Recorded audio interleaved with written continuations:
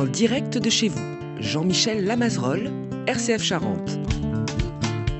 Bonjour à toutes et à tous, bienvenue dans En direct de chez vous exceptionnellement à la base aérienne 709 de Cognac-Château-Bernard, où j'ai la joie d'être avec le colonel Thierry Kessler-Rachel, qui en est le commandant de cette base. Une base qui fête aujourd'hui ses 90 ans. Alors pas ici directement, puisque la première base remonte à 1938 et que ses 90 ans, c'est évidemment 1934. Nous sommes là dans le cadre également de cette célébration des 90 ans, mais avant tout pour faire connaissance avec un endroit que nombre d'entre vous connaissent de loin, mais pas de près. Et nous sommes rentrés pour vous à l'intérieur. Merci de nous recevoir, colonel. Bien, merci à vous, monsieur. Bonjour. Donc, tout d'abord, nous fêtons les 90 ans de l'Armée de l'air et de l'espace cette année. L'Armée de l'air et de l'espace a été créée en 1934 et a été de tous les combats à côté des Français pour les accompagner, les protéger depuis 1934. La base aérienne, précisément, a été créée en 1938 à la demande du maire de l'époque, Paul Firino-Martel, qui considérait qu'il était nécessaire de disposer d'un terrain d'aéronautique militaire dans les environs. Il a obtenu l'accord du ministre. Le ministère de l'Air et l'Armée de l'Air a pu dessiner les terrains de la base. La base a malheureusement été occupée ensuite de 1939 à fin 1943, date à laquelle les Alliés ont récupéré la base aérienne pour ensuite constituer les forces françaises de l'Atlantique et libérer la poche de Bordeaux et de Royan. La base aérienne a ensuite eu une mission de reconnaissance, puis ensuite une mission école. Elle est très connue pour cette mission école, qui a jalonné une trentaine d'années de la base aérienne avec des avions T6, Fouga Magister, Epsilon. Puis ensuite, à partir de 2009, une mission de renseignement incarnée par les avions pilotés à distance, donc les drones, d'abord le Harfang, puis aujourd'hui le Reaper, donc un avion piloté à distance d'une 20 mètres d'envergure. Cette mission de renseignement est venue rejoindre cette mission école. Donc aujourd'hui, vous avez une base opérationnelle, qui est un outil de combat de l'armée de l'air et de l'espace, qui a deux missions. Donc tout d'abord, former les pilotes et les navigateurs de combat. Donc sur des avions modernes et un système de simulation performant, avec 40% de simulation et un aéronef, un turbopropulseur, le PC-21, qui consomme 70% de carburant de moins pour réaliser les mêmes missions qui étaient auparavant réalisées avec les Alpha Jet.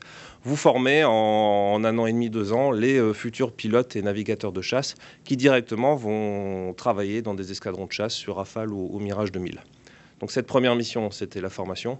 Deuxième mission, le renseignement temps réel, avec la 33e escadre de surveillance, de reconnaissance et d'attaque, composée des avions pilotés à distance, donc les drones Reaper.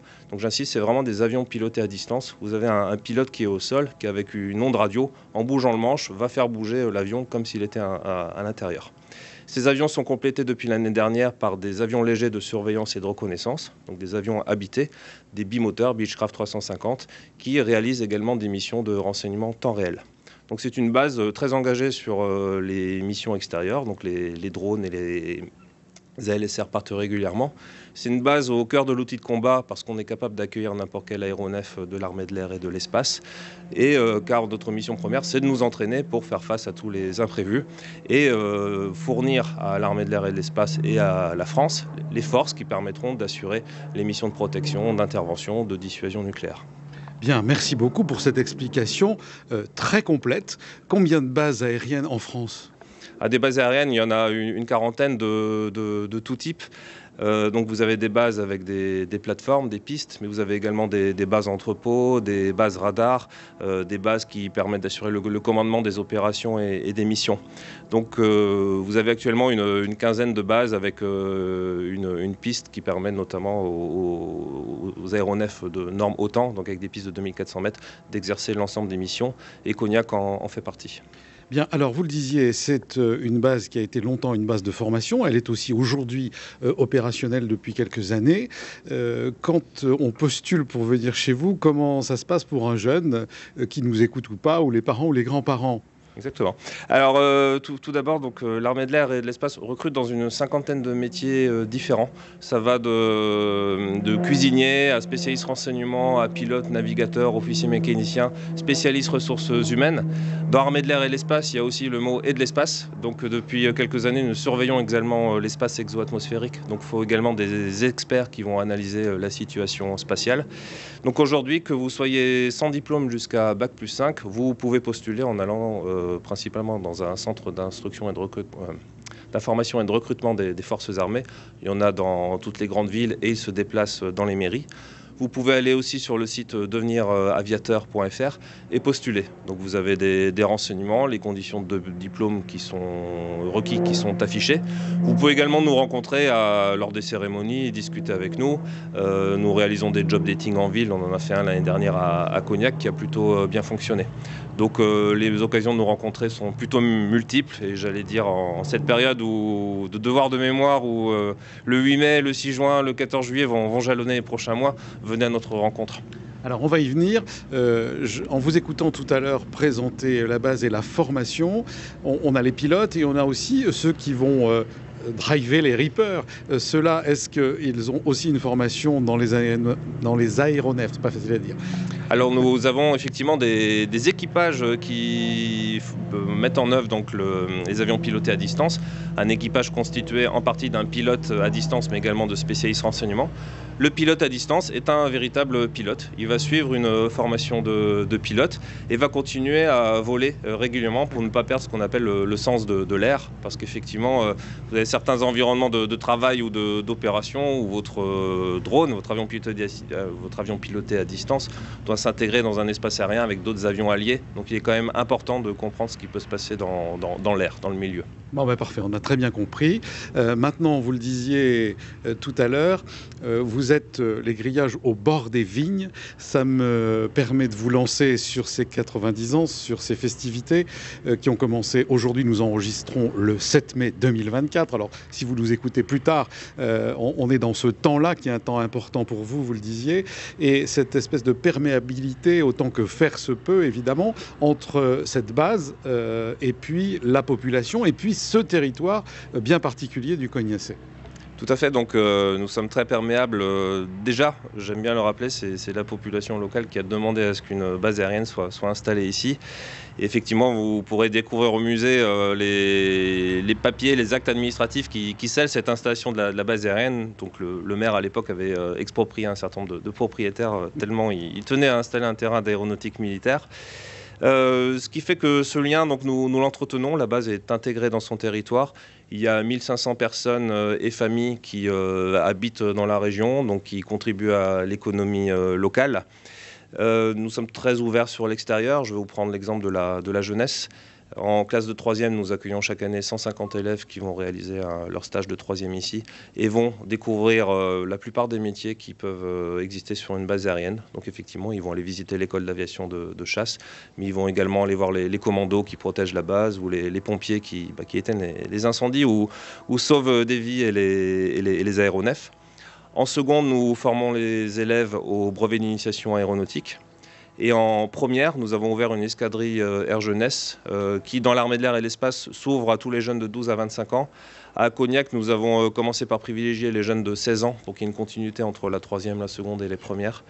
Ce qui fait que toutes les 2 semaines, vous avez un groupe de 30 jeunes, garçons et filles, qui pendant 2 heures réalisent des activités soit militaires, soit de cohésion, soit sportives, soit des visites. Et ils seront présents notamment aux cérémonies. Donc demain, vous en verrez à Jarnac, par exemple. Bien, et alors vous avez mis en place, exposé un avion Epsilon, ce qu'on entendait pour les Charentais passer au-dessus de nos têtes, mais on m'a confirmé tout à l'heure que c'était plus les Epsilon qui venaient faire vroom, vroom au-dessus de nos têtes, et on savait qui c'était évidemment. Et puis il y a des conférences, il y a pas mal de choses qui ont été organisées en lien avec la municipalité et le Grand Cognac, je suppose. Alors tout à fait. Donc pour sceller les 90 ans de l'armée de l'air et de l'espace et sceller un certain nombre de valeurs de l'armée de l'air et de l'espace, donc l'audace qui est d'oser se dépasser, l'engagement au profit des Français et l'innovation, toujours être à la pointe en technologie, vivre avec son temps. Nous avons, pour sceller ces valeurs, décidé de matérialiser et de personnifier le lien armée-nation local et le devoir de mémoire. Donc trois grandes parties donc, vont constituer cet anniversaire. Cette nuit, nous avons installé un Epsilon, donc, qui était l'avion qui, avec l'Alpha Jet, précédait le PC-21 Pilatus. Donc, c'était un avion qui a volé à Cognac pendant 25-30 ans. Donc, nous avons installé sur le rond-point de la place François 1er un Epsilon aux couleurs de l'escadrille de l'aviation légère et d'appui Petit Prince. Donc, sur la dérive, vous avez un Petit Prince. Petit Prince, c'est le héros de Saint-Exupéry. Et Saint-Exupéry était également un grand aviateur. Et cela fera 80 ans cette année qu'il a disparu. Donc nous honorons également la mémoire de Saint-Exupéry. Donc cet Epsilon, il est visible sur le rond-point de la place François 1er. Donc j'ai cru voir ce matin que les gens s'arrêtaient déjà à côté. Deuxième temps fort, nous avons inauguré ce matin une exposition qui s'appelle Jeunes depuis 90 ans. Donc c'est une série de 10 portraits de 120 cm sur 120 cm qui associe une personne plutôt jeune militaire dans un des métiers de la base aérienne, pompier, commando, pilote, avec une personne jeune depuis plus longtemps, résidant dans la région, qui a une anecdote, un lien en rapport avec la base aérienne, l'armée de l'air et de l'espace ou le territoire. Donc sur les grilles du jardin public de Cognac, accessible, visible depuis la rue, vous pouvez voir cette série de 10 portraits qui associent une personne plus âgée et une personne moins âgée. Et dernière étape pour célébrer ces 90 ans de l'armée de l'air et de l'espace, une séquence de 3 conférences qui auront lieu en juin à la Salamandre, à Cognac, ouverte à tous. Une conférence sur l'histoire de l'aéronautique militaire et de l'armée de l'air et de l'espace. Une conférence sur la dissuasion nucléaire dont nous fêtons également les 60 ans cette année. La composante aéroportée est active et fonctionne depuis 1964. Et une dernière conférence plus tournée vers Saint-Exupéry et le Petit Prince. Bon, alors tout un programme qui finit presque de façon romantique avec le Petit Prince. Merci de nous avoir accueillis, colonel Thierry Kessler-Rachel. Et on va continuer la visite sur la base par les élèves pilotes, par aussi les Reapers, enfin les drones dont vous avez parlé. Merci encore à vous. Merci à vous. Je vous en prie. Alors on a fait quelques pas, mais en voiture, et nous sommes maintenant à l'école de l'aviation de chasse, formation des pilotes de chasse navigateurs de l'armée de l'air et de l'espace, avec le lieutenant-colonel Thibaut Ricci, qui nous fait la gentillesse de nous accueillir pour nous expliquer où nous sommes dans cette académie. Bonjour à vous. Bonjour monsieur, bienvenue ici à l'école de chasse, effectivement, sur la base aérienne de Cognac. Et c'est ici, au sein de ce bâtiment et avec cette flotte d'avions modernes, les PC-21, une autre flotte également, les Grob 120, c'est ici que l'on forme l'ensemble des pilotes et des navigateurs de chasse qui vont ensuite servir sur Mirage et sur Rafale au sein des unités de combat de l'armée de l'air et de l'espace. Je n'oublie pas de parler des moniteurs simulateurs, puisque tous les simus, comme on dit, qui arment les unités navigantes de l'armée de l'air, et pas seulement les escadrons de chasse, mais également les escadres de transport, eh bien tous ces simus sont mis en œuvre par des spécialistes qui sont formés également ici à Cognac. D'accord, alors oui, là ça c'est les formateurs de formateurs, on va dire. Oui, absolument. Avec le simulateur. Absolument, pour ces monites simus, comme on les appelle, eh bien c'est ici qu'on leur inculque le savoir-faire technique, mais surtout pédagogique, puisqu'ensuite ils devront s'approprier le savoir-faire technique sur simulateur Rafale ou simulateur A400M ou que sais-je encore. Alors, différence pour nous qui n'y connaissons pas grand-chose entre pilote, navigateur? Alors effectivement, l'armée de l'air et de l'espace met en œuvre des appareils biplaces pour certains, des Rafale biplaces ou des Mirage 2000 biplaces. Donc quand on dit biplace, il y a 2 navigants à bord. En place avant, un pilote qui est chargé de la conduite de l'aéronef, décollage, atterrissage, ravitaillement en vol. Et puis en place arrière, un gestionnaire de mission, un conseiller tactique, dont la plus-value consiste à voir plus loin que le très court terme du pilotage de l'avion et à anticiper sur le coup d'après pour la conduite de la mission en elle-même. Donc ce navigateur officier système d'armes, il vient compléter l'équipage pour certaines missions, sur certaines flottes, Rafale ou Mirage 2000 biplaces. Bien, bah ça c'est très explicite. On aura tout à l'heure François qui est stagiaire et qui va intervenir pour nous donner un peu son témoignage sur la formation. Ça me conduit immédiatement à vous demander, eh bien, quand on arrive ici, on a fait quoi? Et ça va durer combien de temps? Et qu'est-ce qu'on va faire pendant son temps où nous sommes ici dans cette académie? Alors on accueille ici 2 types de stagiaires, 2 types de recrutement d'officiers navigants. Il y a ceux qui sortent de l'école de l'air et de l'espace, donc qui sont recrutés de façon générale au terme des classes préparatoires scientifiques, mais il existe d'autres moyens d'intégrer cette école, notamment sur titre avec d'autres diplômes de l'enseignement général. Et puis l'autre type de stagiaires que l'on reçoit, ce sont ceux qui sont des officiers sous contrat, qui rentrent avec un niveau académique bac quel qu'il soit. Et donc quel que soit le type de recrutement, on voit arriver ici des stagiaires qui ont reçu une formation initiale aéronautique à Salon de Provence, sur planeur, sur avion léger. Ils sont, j'allais dire, dégrossis à Salon de Provence et ils arrivent ici à Cognac avec comme premier enjeu, comme premier défi, une phase d'orientation qui vise à les répartir entre le monde de la chasse et celui du transport. S'ils sont orientés transport, ils quittent les terres cognacaises et rejoignent l'école de l'aviation de transport à Avord, près de Bourges. Si en revanche ils restent dans le monde de la chasse, ils restent avec nous au Cognac et ils embarquent sur PC-21, les avions qu'on voit derrière nous, pour une durée approximative de 2 ans, 2 années au cours desquelles on leur inculque un certain nombre de savoir-faire, techniques, tactiques, également un certain nombre de savoir-faire, disons, comportementaux, qui visent à garantir le succès de leur arrivée en escadron de chasse sur Rafale ou sur Mirage 2000. Et c'est vraiment un exploit que remplit l'armée de l'air et de l'espace à travers cette transition directe du turbopropulseur, ce petit appareil à hélice que l'on voit derrière nous, dont les dimensions et les performances restent modestes au regard d'un Rafale ou d'un Mirage 2000. Et on parvient, grâce à la qualité de la formation qu'on dispense et à la modernité de nos moyens, on parvient à franchir cette marche assez vertigineuse de l'avion à hélice jusqu'au biréacteur supersonique multirôle qu'est le Rafale par exemple. Alors, en peu de temps finalement. Eh bien, il y a en tout cas un gain de temps qui est visé, puisque on a fusionné plusieurs étapes de la formation chasse qui autrefois étaient réparties sur plusieurs bases aériennes. Quand je suis passé dans ce système de formation, on commençait à Salon de Provence comme aujourd'hui, on arrivait ensuite à Cognac, mais il fallait ensuite poursuivre sur Alpha Jet à Tours, puis à Cazaux en Gironde. Aujourd'hui, Tours, Cazaux, Cognac, tout est fusionné sur PC-21 ici. Et donc, ce qui est visé, c'est un gain de temps, quantitatif évidemment, et puis d'un point de vue qualitatif, la modernité de l'appareil de formation, des simulateurs, etc., nous permet d'aller beaucoup plus loin dans l'apprentissage ou la découverte du moins de savoir-faire qui sont directement utiles pour les missions de combat sur Rafale et sur Mirage 2000. Très bien. Et quand les élèves sortent d'ici, ils vont où ?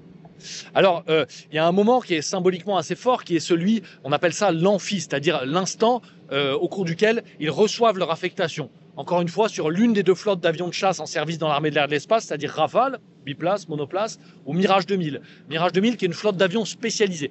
Donc, il y a un certain nombre d'affectations possibles. On peut partir sur Mirage 2000D à Nancy, on peut partir sur Mirage 2000-5 à Luxeuil, spécialiste du combat RR, de l'interception, de la police du ciel.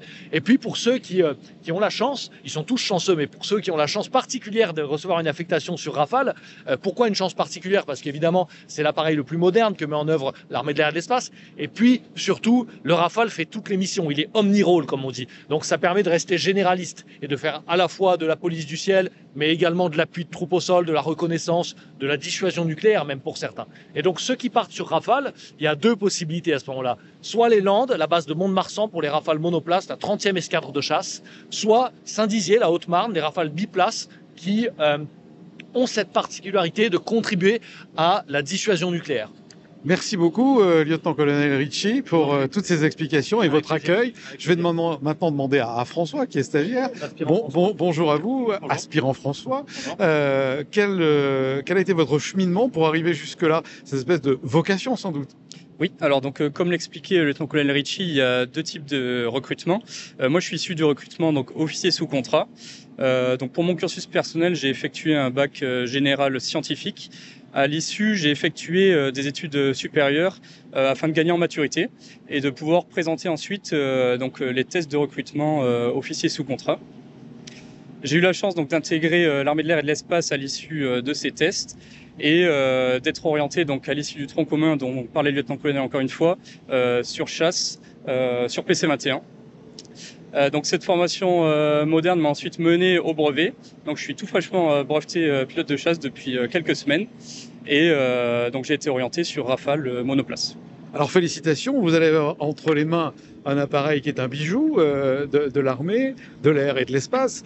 Comment est-ce que, bien sûr, vous avez parlé de maturité tout à l'heure. Comment est-ce qu'on est bien conscient qu'on a entre les mains un engin comme celui-ci? Et quand on est là-haut, qu'est-ce qui se passe dans votre tête? Alors, beaucoup de choses. Donc, pour l'aspect maturité, je pense que c'est une réflexion personnelle que tout le monde doit se mener. Et les recrutements sont bien faits en ce sens, puisque si nous sommes recrutés, c'est en général que le cheminement a été correctement effectué. Et donc, pour l'aspect très technique, donc vous avez parlé du PC-21, il nous prépare au mieux aux missions omni-rôle que l'on peut effectuer plus tard sur Rafale ou sur Mirage 2000 pour les autres. Et donc, Une fois en l'air, on est très concentré sur notre mission qu'on a préparée longtemps en amont. Il y a toute une phase dans la formation de simulateur qui nous prépare à ces vols. Donc on arrive en général très confiant sur notre mission et donc beaucoup de concentration pour tout donner et puis effectuer la meilleure mission possible.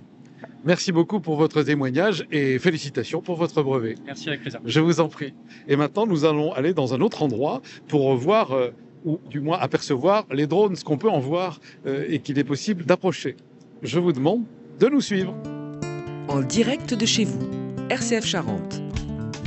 Alors nous voici maintenant dans un autre endroit assez spécifique. On a fait un peu de chemin en voiture et je suis auprès du lieutenant-colonel Michael Petit, qui est le commandant de la 33e escadre de surveillance, de reconnaissance et d'attaque.